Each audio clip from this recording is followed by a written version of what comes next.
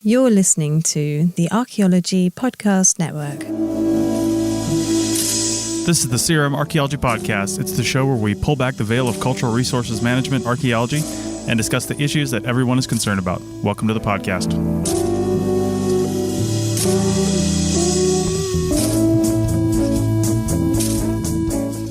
Hello and welcome to the CRM Archaeology Podcast, episode 268 for July 12th, 2023.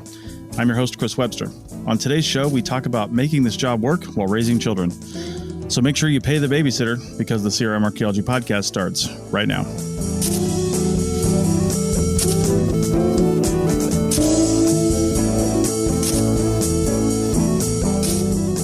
Welcome to the show, everyone. Joining me today is Heather in Southern California. Hi, everyone. Bill in St. Croix. Hello. And Doug in Scotland. Hi, y'all. All right. So you guys don't know this, the ones that are listening to the show here, but we are actually recording about, 15, 20 minutes late today. And Doug, I think you've got the reason for us, the topic of the day.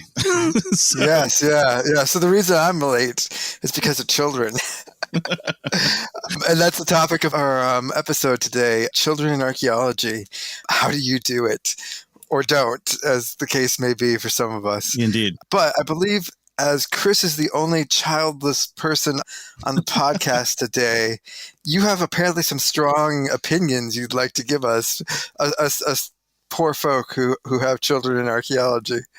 Listen, I just want to know, we record this for everybody that's listening here. We record this on a Sunday morning for most of the people on the show, except for Doug, where it's 8 hours away from now. So it's like 4 something in the afternoon, almost 5 over in Scotland. And I just got to know, like, this is only an hour. It's an hour once every 2 weeks. It's 0.01% of your time for the entire 2 weeks. And yet it seems like kids always take a factor in not just you, Doug, but anytime I'm dealing with like somebody else with children and I know they have a partner, I don't know what time of day it is. I don't know what their situation is, but it seems like they can't come up with a time when they don't have to personally deal with the kids. They're still doing it while they're on the show. And I'm like, can't you just like get some help?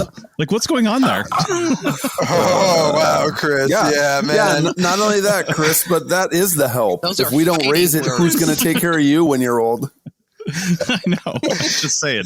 It's 1 hour. 1 hour. That's all I'm saying. That's your incipient help. Oh man, I'm gonna throw out some stats on this.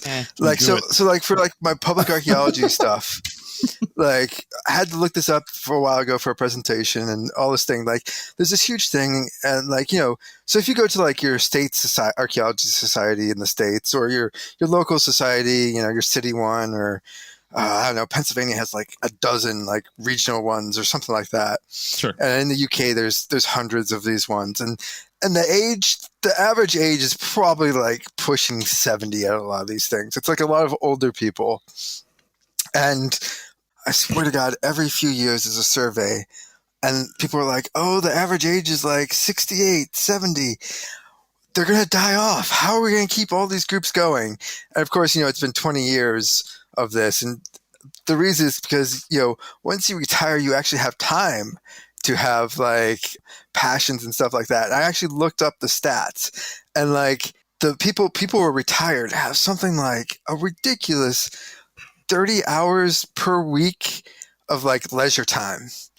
And then the one group that has the least of like all the demographics are women with children, and their leisure time is like half an hour. So, Chris, when you're asking like, why can't we just find an hour, man? Like that's double the leisure time that people with. I shouldn't say that because like fathers get. Not every father, and it's not, it depends on relationships, but usually women take the brunt of childcare. So like, Yeah, they're the least. So like maybe a father might have like an hour and a half, but yeah, man, like statistically, there is no time. Those are probably including the time that we're in the bathroom. I think that's what they're putting as the male leisure time is just that, right? Because we go in there and lock the door and just hide with our head in our, on our knees and just with our face in our hands. Just, I don't want to go back out there. I don't want to go. I mean, the silent weeping there, Bill. The silent weeping. Yeah. This show is only really possible because my wife did for many years when my kids were little, occupy them, find some kind of a way for them. And I, when I was in Arizona, I literally used to sit in a closet and record the podcast. I know. And I could hear them knocking on the door trying to find me. And I would just hide in there to find that hour. That's how you do it. Either you hide under the bed, you hide in the closet, you lock the door in the bathroom and hide. If you don't hide, you're only going to be on that 30-minute, free time thing when they're little. Then when they get older, it's awesome because then you have tons of time because they don't want to have anything to do with you. And now all the shit that you didn't do for like 14 years while they were little, you now have to do every day. Otherwise, the whole ship's going to sink. Right. And Doug, I understand not really having a separate space to record in because you live in the UK. So you probably live in a 125 square foot, studio apartment like everybody else does there, unless you're rich. Dude, it's I'm like not one a direction or the millionaire. other. Yeah, exactly. That's massive.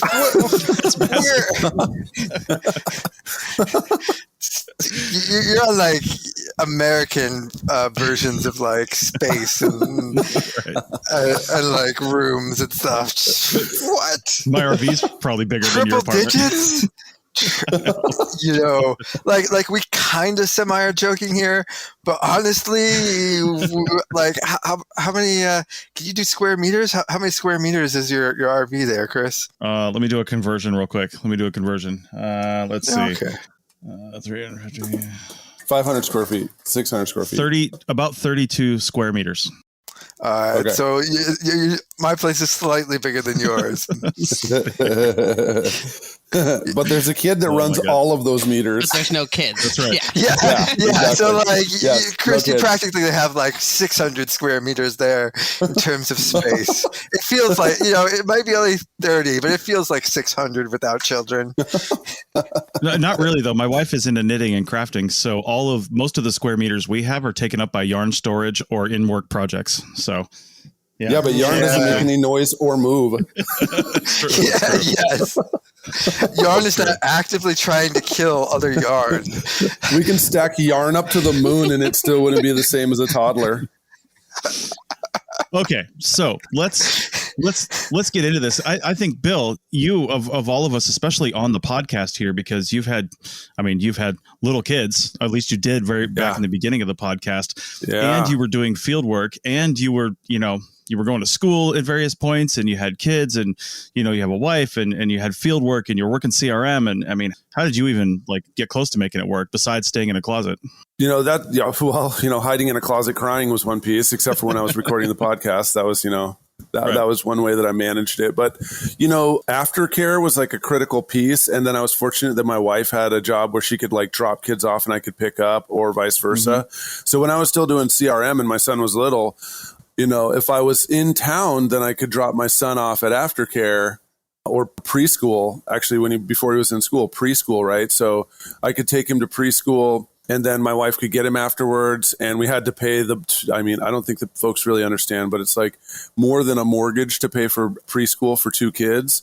Hmm. And so it doesn't matter where you live, man. Yeah, if it's cheap somewhere, then that means that you're just still paying less money than someone like San Francisco. But either which way, it's pretty much the equivalent of a mortgage.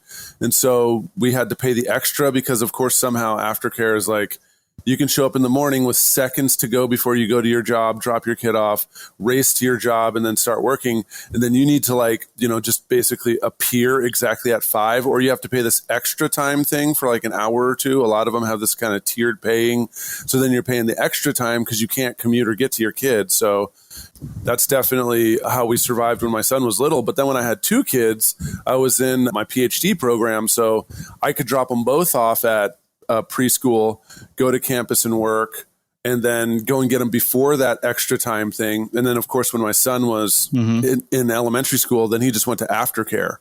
Aftercare is more affordable than preschool by a large margin. And so as your kids get older, you actually spend less money on preschool because they only need aftercare because school basically takes up the other half of it. And so the only way we were able to make it work is that my wife could be flexible and do that when I was in the field, right? So when I'm in the middle of nowhere, she has to do all of that. She has to take them in and she has to pick them up. And so for, until the pandemic, till we could work from home, that's just what we did. 11 years, 11 years of that. So, Bill, as somebody with no kids, I mean, obviously I've heard of daycare, but I don't think I've ever even heard of aftercare. Is that like a Tucson thing, or is that all over the place, or just the term for a place you'd send your kids after school? Preschool is huge because, and I actually feel like you should spend as much as you think is functional on preschool. It's actually worth more than college. In fact, don't even save for college as long as you can send them to a good preschool. Because at a good preschool, they'll get to learn, they'll be way ahead of other kids when they get to kindergarten. And so I feel like the money is best spent when they're really little. Of course, that's when you have the least amount of money. So that's pretty rough. Preschool is like all day or daycare, right? So you want to send them to a preschool / daycare. Yeah. And then they'll keep them from anywhere from like 8 a.m. or 8:30, unless you pay extra money to drop them off early. And then you can come and get them, and you need to be there by like 6 or 7 or something like that, or they start charging you. And if you do it too many times, then they'll just kick your kid out. And it is really, really crazy hard to get your kid into preschool. Crazy hard. Okay. Aftercare is a cool thing that's run by usually your school district or your city parks or something like that. And so that's associated with your school. So when the kid finishes, they just kind of go with aftercare kids and finish their homework, and then they get to play and hang out until you can come and get them. But of course, you drop your kid off at school and then they just stay there for 2 to 3 hours after school. And it is way cheaper because it's pretty much subsidized by the school, but it is even harder than preschool to get into. I mean, when we got to California, if aftercare opens on April something in the morning, when the city parks thing opens at like 9 a.m., you need to be there around 7 o'clock because you need to be there with a full check to pay for all the aftercare. Because seriously, if you don't understand how it works, man, your kid is not getting an aftercare. So the day it opens, you need to take that day off or that entire morning and be in that line and sit there and wait to get your kid in because it's just such a high demand. I mean, it's ridiculously competitive. I'm not even talking about education wise. I'm talking about finding a place that's safe where they don't just watch TV all day to put your kid while you go to work. Right. Yeah. Wow. That's crazy. I mean, I knew a lot of the resources related to children. I mean, like daycare, preschool, good schools, things like that was always competitive. But yeah, I'd never even heard of aftercare, but that totally makes sense. We just went to, the boys club, boys and girls club. Yeah. We just let us go there and do whatever we want.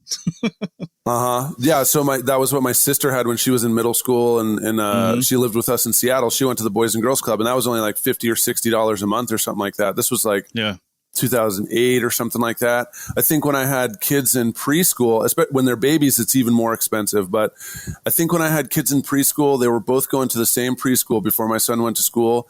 And we were living in Tucson. And I think my mortgage was like $900 a month. And I think I was spending like $1,200 a month on preschool.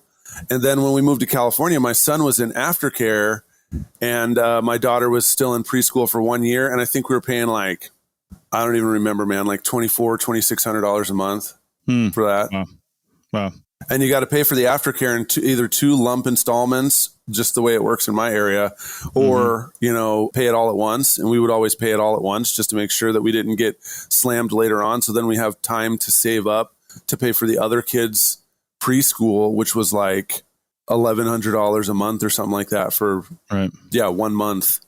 And I had to be there by 6 o'clock on the dot, or I got $50 every 10 minutes that I was late. And I took the subway. So, when you're riding on the subway, if it's late, they just start racking on the fees and there's nothing you can do. They're calling you instantly, compulsively calling you. Where are you? Where are you? Where are you? Just to know you're getting $50 just to know. And it's just the worst thing in the world. So you got to really leave work in the Bay Area. You got to leave an hour and a half, 2 hours early to make sure that you're there because you can't tell what's going to happen on these roads.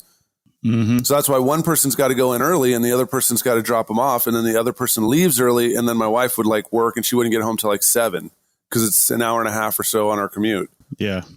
Jeez. Yeah. And that's when everyone's in town and working together. Man, well, I don't even have kids, but you're wearing me out just telling the story. So let's take a break and then we'll come back on the other side and see what the other guys think about this. Back in a minute. Welcome back to the CRM Archaeology Podcast, episode 268. And we're talking about raising children in the field. Well, raising children while being an archaeologist, I guess, not necessarily in the field, but maybe sometimes in the field. We just heard Bill talking about, how much of a struggle it was. And that was with a 2-parent household. You just got to have massive coordination. But what if you're a single parent and you're trying to raise kids and do archaeology and have a career. Heather, you've got some really detailed experience with that. How'd you do it? Yeah, I sure do. Well, so when I started, my kids were, 6 and 9 when I started in CRM. So it's a little different. I mean, I didn't have the daycare thing, but I will say that when I did have, my kids were smaller, and as far as everything that Bill is saying, and I'm not going to reiterate it, is correct. I went a little different route. I decided that with my other career, or what I did to make money before I went into CRM, I focused on, I said I was going to not do a regular daytime job until my kids were in school, meaning kindergarten. But I did preschool. So I did work a little bit during the day, but it wasn't like I had to be here at this time until this time. So I did something called a cooperative preschool, which allowed me to work 3 days a week and then 2 days. So the parents are part of the preschool. So you put in 2 days with the preschool, and you have really good, I mean, sometimes a lot of times these are offered with like adult schools or parks and rec departments in a city. And they're actually excellent because they're run by people who are child development experts with masters or PhDs in child development, have been doing this for many, many years. And the concept behind it is that they teach parents how to parent better while also being a preschool. And it's a full-time preschool. The kids go 3 times. Well, I didn't say full-time, like from 8 until about 1:30. And you put in 2 days, then that gives you 3 days to have that period of time where you can work. And so that's what I did. Plus I would work at night when my then husband would come home, and basically I didn't start working until they went to sleep, basically. Yeah. So it was tough, it's tough, and set me up for never having a good night's sleep, but which is carried through the rest of my life. So when I ended up going into CRM and my kids were 6 and 9, actually even a little bit earlier than that, I think it was four, and when I really, really began, it was about 4 and 7. Yeah. I had a very, very good friend that would care for my children. I was also going to school at the same time, and I was working full time, and I was in graduate school.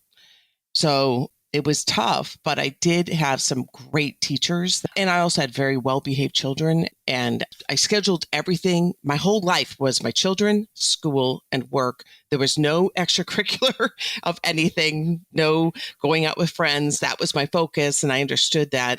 And it was, it was taxing, but I'll tell you one thing, it bonded my children and I together. Now, there could have been a myriad of different ways that this could have gone, but I think the bind that my children, or the closeness that I have with my children, is because we were a team together. This was not something that mom was doing alone. They understood that this was something we were doing together so we could have a better life.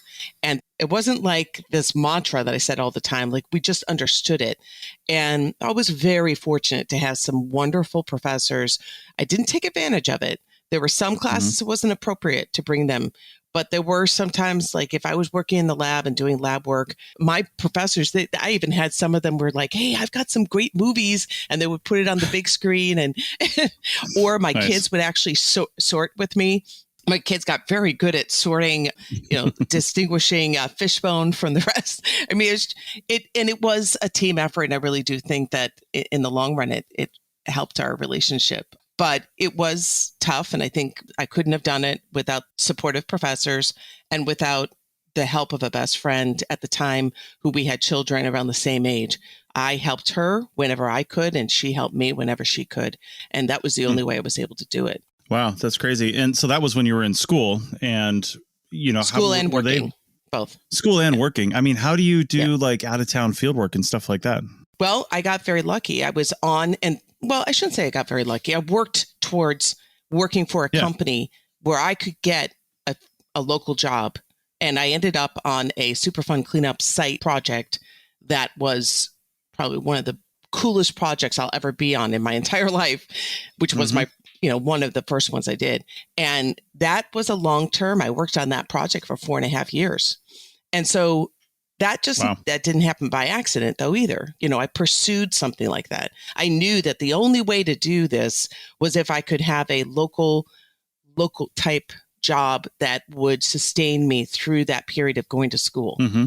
I did travel a little bit, but the only time I would travel so that I could either do a trade-off with my employers where you've been great to me here. I'm going to I'll give you periods of time that I'm able to go wherever you want to send me. So it was kind of a deal that we made.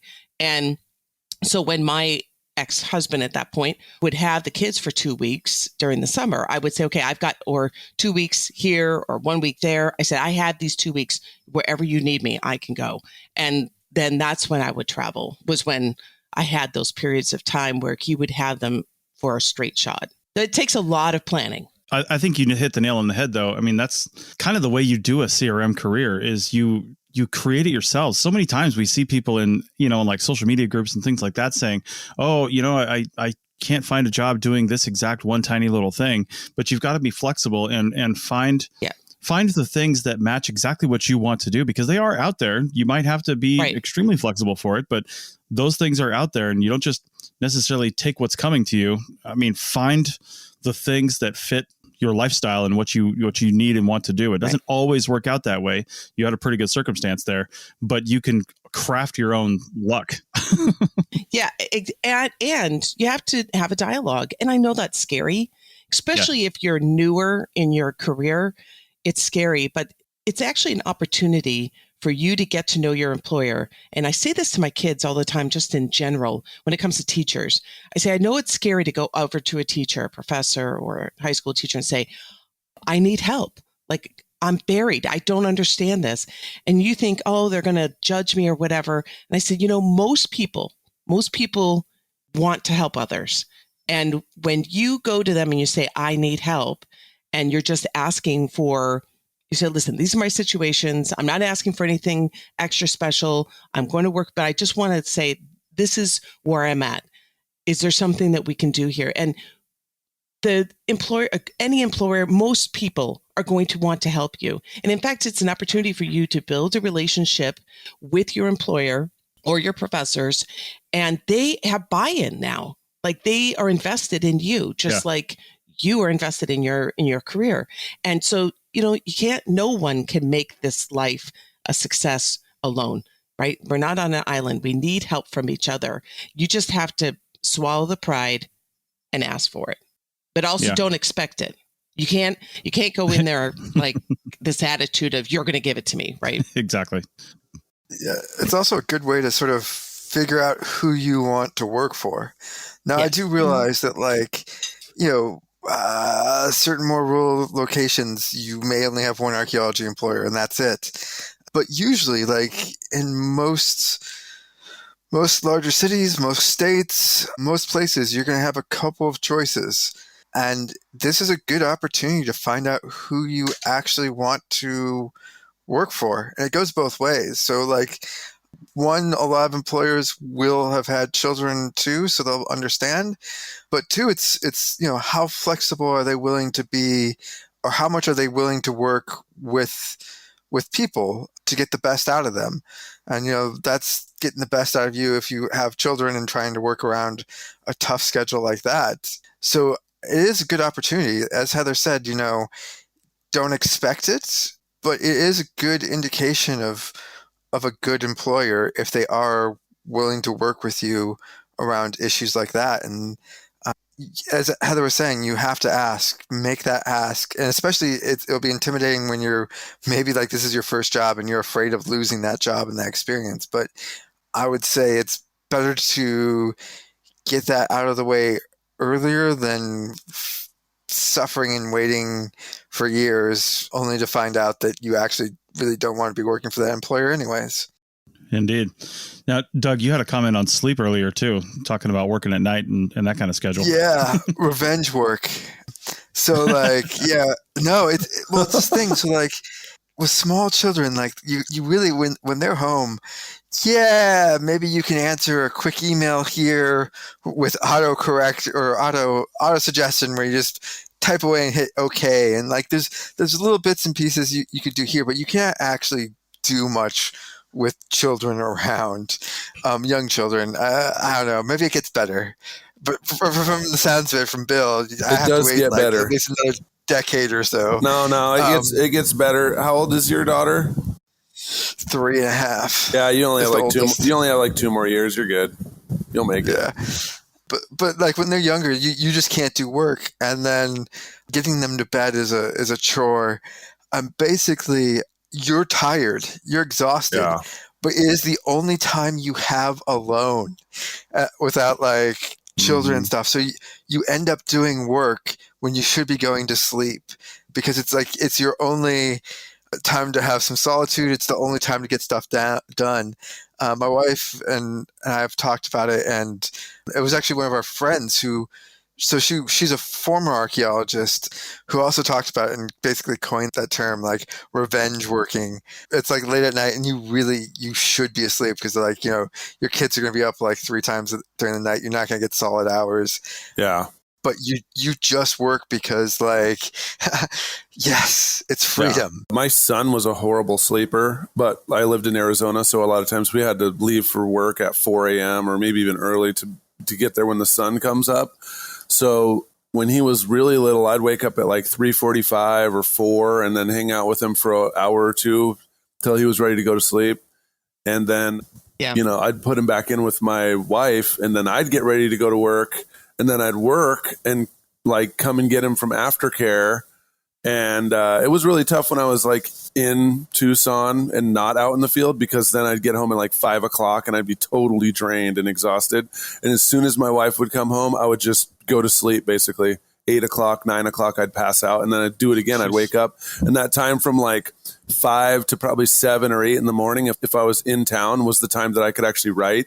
And I also started taking naps in the middle. Like, people laugh at me, man, but at lunch, I would just eat my food and then sleep. And I also, when we were in Arizona and it was super hot, I would just, save up all the breaks for the whole day. And then we would just work, if we were doing a 10-hour day, we'd work like till we only had a couple hours left in the day, and then use like all your lunch and all your breaks at once. So you get an hour, and then sit in the air conditioned Jeep or whatever. And I'd sleep for 20 or 30 minutes just so that I could survive and, drive the Jeep to get back home. And now my son is 13, my daughter's 10, and I still wake up at 4:45. Like, even when I go to sleep at like 11 o'clock, I'll still wake up at 4 or 5 in the morning. And then maybe I can go back to sleep, or I'll just sleep in the middle of the day too. The naps, like, I just don't stop. I just keep doing a nap. I wish I could nap. It's just not something my body allows me to do. I just pass out just like an old granddad. I have somebody on my team who has a 7-month-old, and, she's been on our team for 5-6 years.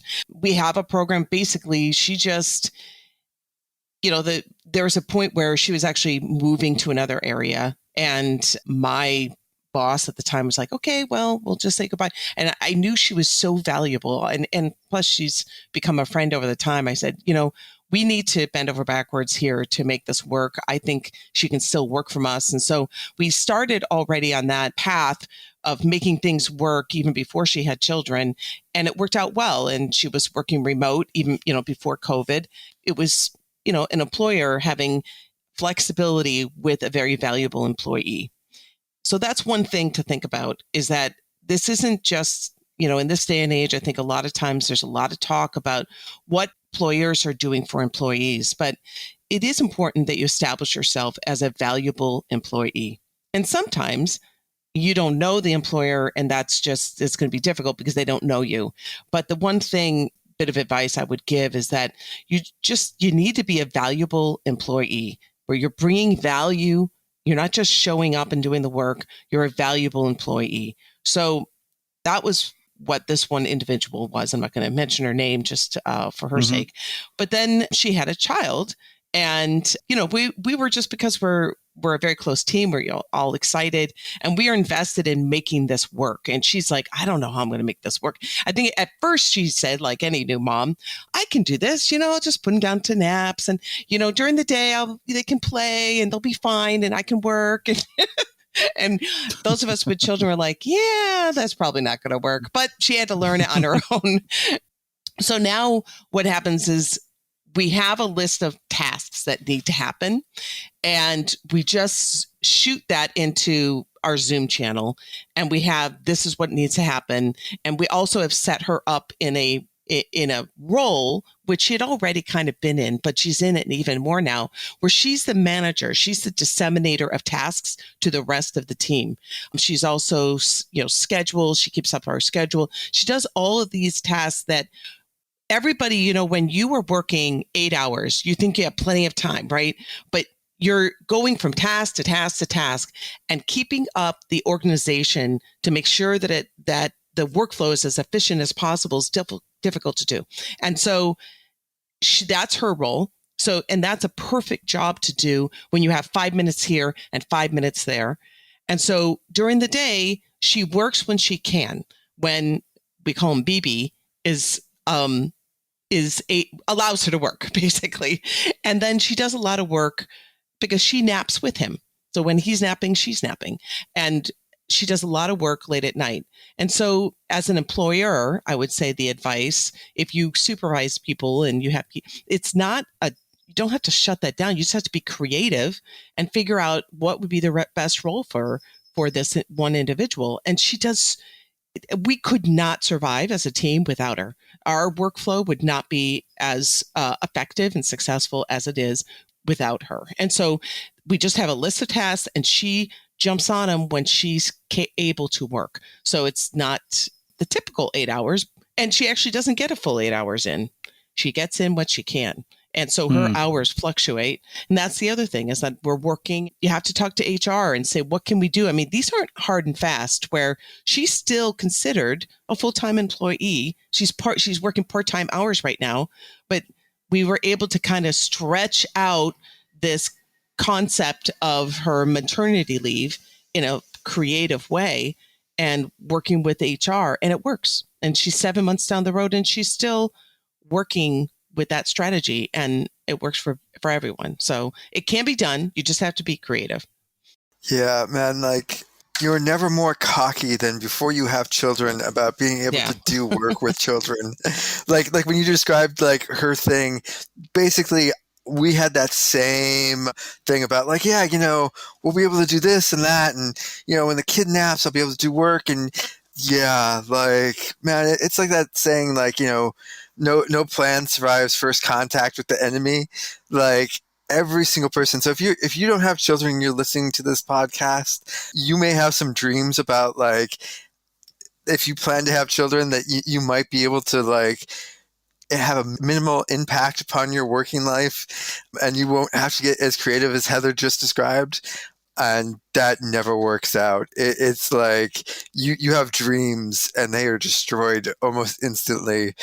But it is possible, as Heather described. Like, you have to get more creative. I think when you're going to have kids, you have to be way more creative than just this idea of like, oh yeah, there'll be some naps, or I can just put them in the corner with a ball or something, and that'll entertain them for like 6 hours. That's not possible. Okay, well, we are going to wrap up this segment on the other side, and, just hopefully have some words of encouragement for everybody who's going through this and trying to raise children while being an archaeologist and building a career. Back in a minute. Welcome back to the CRM Archaeology Podcast, episode 268. So we've heard some good experiences and some advice along the way, but do we want to, unless you guys have anything else you want to really get out there, I want to really push on this segment, at least by the end of it, some, maybe best practices that you've just learned along the way, keeping in mind that everybody's situation is different. So these would be best practices that work for you guys. What really, helped you get through, and then people have to pick and choose what works best for themselves. And then, maybe share this episode just as a conversation starter on your socials and say what you did and see what other people did. You might find that there's a surprising number of people going through the same thing you are, and, they might have some good, helpful tips. Yeah. So who wants to go first? But yeah, I'm interested in hearing this because I have nothing. I can go first. I can go first.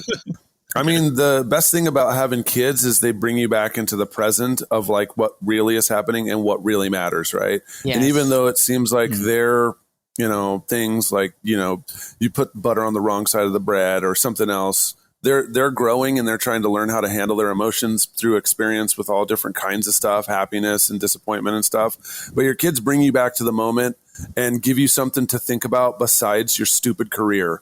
Your Yes. stupid job will drink all of your life. Amen. It will take everything and more of you. It'll suck your whole soul down if all you do is spend all your time thinking about money, what other promotions, what other little gadgets and junk you can get in houses. But the only reason to even have all that stuff is because you're a human being. And kids help you remember that. They help you remember why we're even doing this, why there are people, why we call ourselves, sapient. And then it's also great to see them grow, right? Like it's just really cool to watch them grow over time and figure so many things out. And, even folks who spend a moderate amount of time with their kids will share a lot of important memories and events with them and give them experiences. And then when you do them, same things that you used to do when you're a kid and you do them with your kids, it changes the whole meaning, right? And it makes you feel something completely different that you didn't feel before.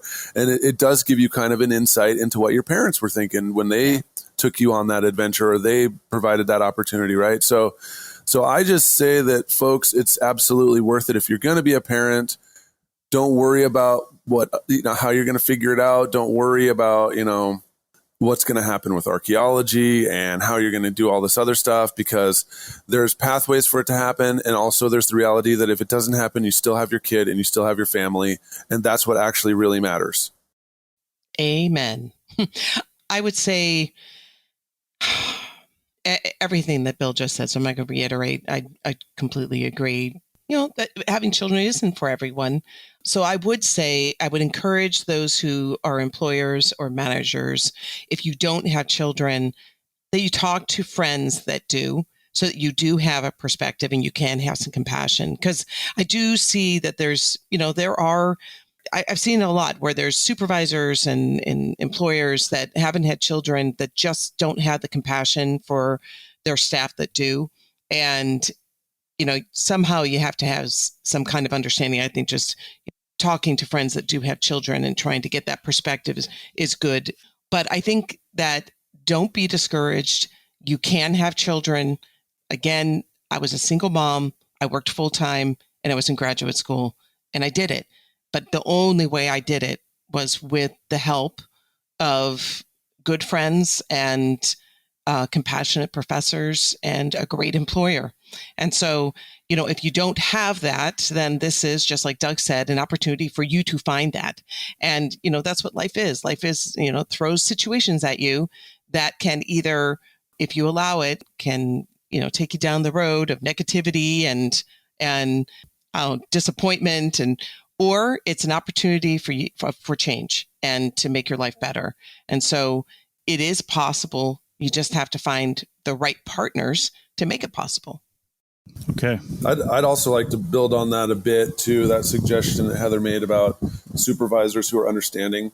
I have worked in CRM and, academia with a bunch of absolutely horrible people who have kids who are sacrificing that time with that child and with their family so that they can do their job. And you can't fix someone who is damaged so badly that they won't pay attention to what's really going on in their life and are sacrificing everything, right? And so there's going to be supervisors who have no idea what it's like to be a parent. There's supervisors who have kids who are horrible parents and just treat their employees really horribly because they feel like whatever this stupid CRM project or this archaeology site or this book or whatever ignorant class they're teaching is the sum of their whole life. There's no way you can avoid those folks in archaeology. Sadly, there just is a lot of people. There's a lot of people who thought that they just had to basically forget about being a parent and forget about having a child just so that they could pursue this career. So, you're going to encounter them. I don't know what to say about that stuff. It's up to you how you deal with them. In my experience, I just, look at them as like, that's a sad example of what I never want to be in life. Someone who has a kid who has spent all their time writing these books or being a professor or serving on committees that do nothing. That's what I don't want to do with my life. Man, to follow up with Bill, there's no guarantee that if someone has had children that they will be a understanding boss. In fact, probably some of the worst people you will ever meet, and this is not just for like parents, but this is like across all groups, like people with disabilities. The worst people tend to sometimes be the people who did it and got out, and they're just like completely oblivious to how hard it is, and then have somewhat of a chip or a bit of a snide, like, well, I did it, why can't you? And you're Mhm. like, yeah, your partner stayed home with the children and did it. Like, you made enough money so that you could have a single income household, and you essentially had a 24-hour childcare there with your partner. But like, those people will be completely oblivious. So I don't think there's like, I mean, I have a boss who they chose not to have children, and he's pretty good when I'm like, hey man, it's 10 o'clock. I'm gonna miss most of today because I need to go pick up my child from the nursery because they're puking everywhere. Sorry. And they'll be like, yeah, nah, no worries about it. And they don't have children. He doesn't have children. So yeah, like I'd say people who do have children will be more likely to be considerate, but also some of the worst people you're ever going to meet are the ones who had children and think it's an easy thing to do because of their circumstances, and you should just suck it up and get a full-time nanny like they did.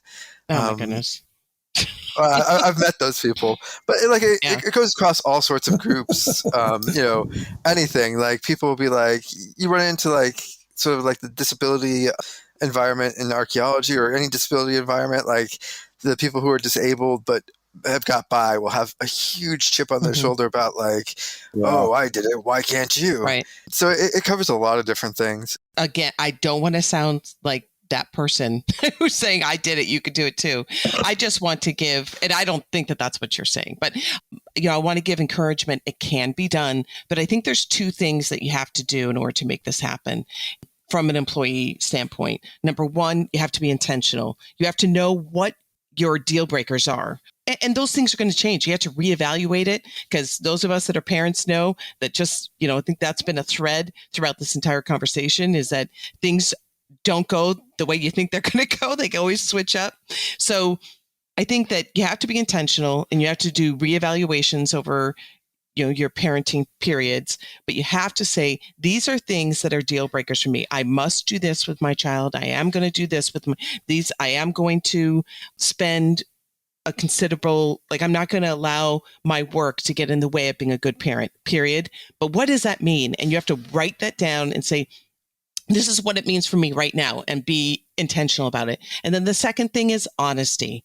So you have those times where you go to your employer and say, listen, I'm stuck. I don't know, my friend didn't show up, and my kids have not been picked up yet, or I went to drop them off at daycare and something happened, the plumbing blew and they had to close the daycare or whatever. Those things happen. And so as long as you're honest, we all know there's people that use children as an excuse to not be responsible employees. That doesn't happen all the time, but it does happen, and employers should not assume. But as an employee, you have to be honest. Do not use your children as an excuse to get away with other things, so that when you really are giving a reason why something can't happen, that it's honest and it's true. So, and that's when your employer is going to, or they should, a good person should understand and work with you. But if you're always using your children as an excuse, that gets old after a time. So I would say the two things are being intentional as a parent, a working parent, and being honest. Okay, that's really good. Any other advice or things you should do? Go ahead, Doug. Well, sort of a off tangent, but related, is like one thing you sort of find, like, weirdly, after having a toddler, as Bill was saying earlier, where like they're learning to manage their emotions, and like, that's a difficult time and stuff. But like, it also helps you a lot in your work when you realize how many people out there are emotionally stunted. And you're just like, oh man, I get it now. And you're like, well, yeah, they have the emotional capacity of a toddler, and that's the way they act the way they do. And it helps you walk away from toxic people in the field when you're able to sort of get that view of like, oh, no matter what they do, they're never going to be able to control their emotions, because they're like 30, 40, 50, or 60, and it hasn't happened yet. It's probably not going to happen. But yeah, having children can put a lot of work in perspective and help you be able to deal with difficult people, mainly because every day is like living with a mini terrorist.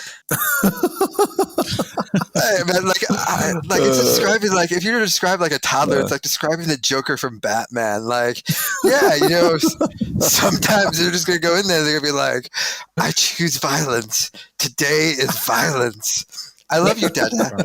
Violence. I love you, Dada. Violence. And like, you guys laugh because you know that. That's awesome. Yeah, it is. It is. They even have face paint too, just like the Joker. And they don't want you to wash it off either.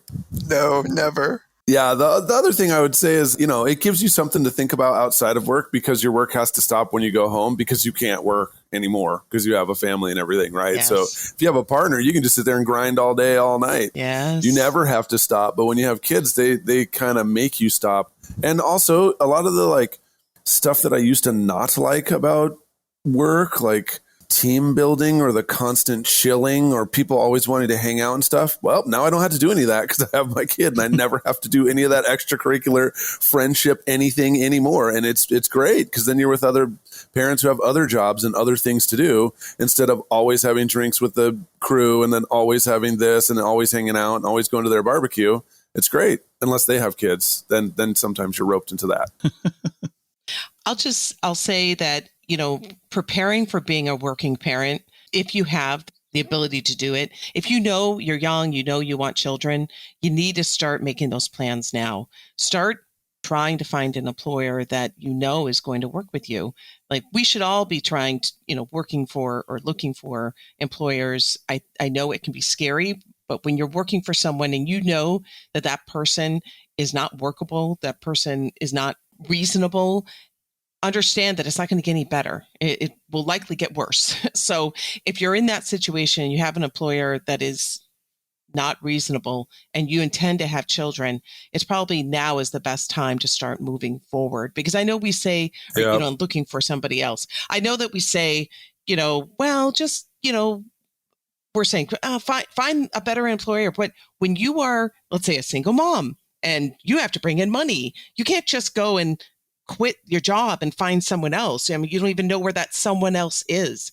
So I think doing that ahead of time, being intentional with making sure that you're setting yourself up, if you have the luxury of doing that, I highly suggest that. And then the other thing is that I do want to encourage anyone who is, members, please, if you have any questions, I'm open. Just tag me. I'm happy to help.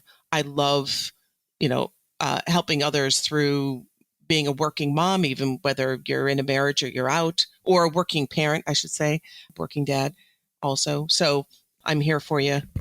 Please reach out. Okay. Well, with those words of encouragement, I think, because, you guys have all been through it and you guys have done it. So it's proof that it can be done, I suppose. It's not for everybody, but you gotta plan it out and make sure it works. But anyway, I don't have anything else to say on this because I have no kids and it's not looking good for the future. So that's, Chris, do you have any more comments as a non-child person? Or wait, wait, hold on. We're supposed to be using this from the dictionary thing, like a person afflicted without children, I think is what we're supposed to call you. Right. Yeah, you got to be PC about it. A person afflicted with free time. I will say the only reason we record this so early in the morning on a Sunday is because of you, Doug. So I think we're going to move this back to, say, Tuesdays at 4 p.m. Pacific so you can revenge record at 1 a.m. That's what I'm thinking. We won't hear the kids. They'll be asleep. We'll have to whisper then so that no one wakes up like, Yeah, okay, exactly. I don't have anything to say this week at all. I don't want anyone to hear me. Nice. Unless you All clean right. out the closet, All right. Doug. I'm telling you, clean out the closet. It's a comfortable place to record. Oh man, they don't call them closets here. They call them cupboards. Okay, well, That's cupboard, true. That's true. cupboard, Sleep in the closet, cupboard. podcast room. That's right. All right. Well, with that, thanks a lot. Comment, share, and we'll see you guys next time. That's it for another episode of the CRM Archaeology Podcast. Links to some of the items mentioned on the show are in the show notes for this podcast, which can be found at www.arcpodnet.com/CRMArcPodcast. Please comment and share anywhere you see the show. If you'd like us to answer a question on a future episode, email us. Use the contact form on the website, or just email chris@archaeologypodcastnetwork.com. Support the show and the network at arcpodnet.com/members. Get some swag and extra content while you're there. Send us show suggestions and interview suggestions. We want this to be a resource for field technicians everywhere, and we want to know what you want to know about. Thanks to everyone for joining me this week. Thanks also to the listeners for tuning in, and we'll see you in the field. Goodbye. Bye. Bye, everybody. Doug, you gave a normal goodbye last time. I was a little disappointed for Andrew. Like, he said it, and you're just like, goodbye. I almost had to put something else in. We need his daughter to say yes. Exactly. Yeah. We need another co-host to help with the bye-bye. Uh-huh. All right. Well, for once, his kid's not sitting by the microphone making noise. I know. Like, where are they? Doug, pre-plan. Like, didn't we just record a whole segment on plan ahead? If you have a kid, plan ahead. Goodbye. Yeah, I couldn't find the child. I couldn't find the child. That's all right. Okay. They better be there when you retire. Oh, Yeah, She's she's in in the the tub. No, the tub. in the Yeah. cupboard. In the tub. Gotcha. Yeah.